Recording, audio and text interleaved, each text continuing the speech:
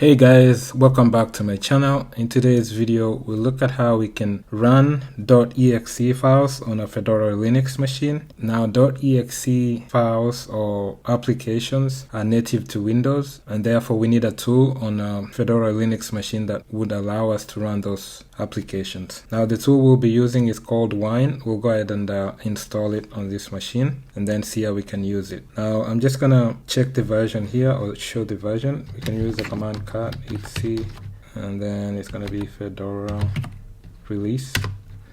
It's Fedora release 42. I have a .exe file here or application. This is putty.exe. If I try to run it, I shouldn't be able to run the application. Let's go ahead and install the Wine tool, and then we'll see how we can use it. Now, the first thing you want to do is do an update of the package repositories using the command sudo dnf update.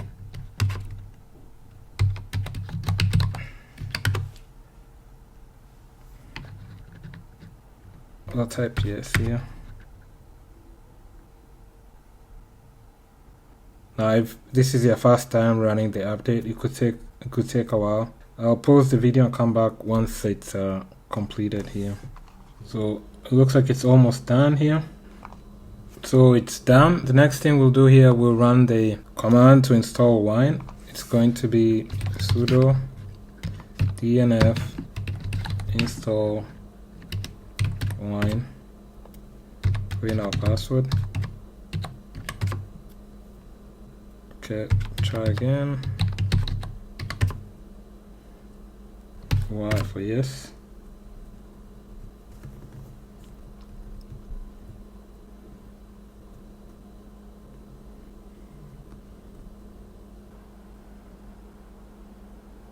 Okay, so it's done. The installation is done. We'll go ahead and verify the installation. We check the version of Wine using wine version, and that's the version 10.20. Now that we have Wine installed, the next thing we want to do is to run the Wine configuration to initialize Wine, and the command to do that is wine cfg. And what this is gonna do is gonna install the basic components for Wine. So let's go ahead and run the command.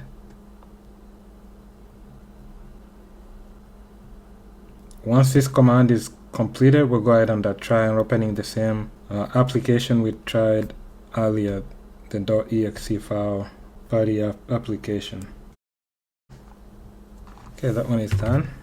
Clear this. Okay, let's list, and then this is the application. We'll go ahead and run it using Wine. We'll say wine putty.exe, and we're able to open it. And this is the application. This is an application for doing remote connections using SSH. Okay, so that's all for this video. That's how you can run .exe files on a Fedora Linux machine using the Wine tool. So I hope this information has been helpful. I'll catch you in my next video. Thanks. Bye.